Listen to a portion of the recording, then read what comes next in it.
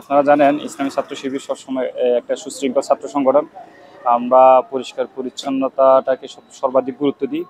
এই ক্যাম্পাসে আজকে যদি ভর্তি পরীক্ষা ছিল, ভর্তি পরীক্ষা কেন্দ্রিক বিভিন্ন ময়লা আবর্জনা, বিশেষ করে পানির বোতল, কাগজ, টিস্যু এগুলো ছিল।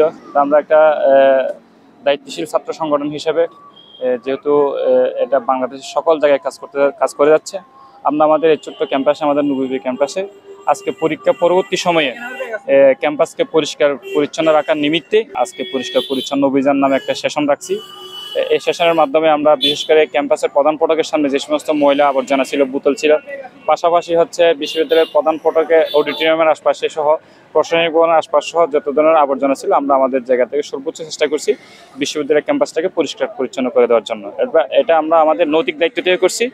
পাশাপাশি আমাদের পার্শ্ববর্তী ছাত্র সংগঠন ছাত্রদলও এই কার্যক্রমে অংশ নিয়েছে। আমরা আমাদের পক্ষ থেকে, আমাদের ছাত্র সংগঠনের পক্ষ থেকে ছাত্রদলের এই কার্যক্রমকে আমরা সাধুবাদ জানাই এবং তাদেরকে অভিনন্দন জানাই।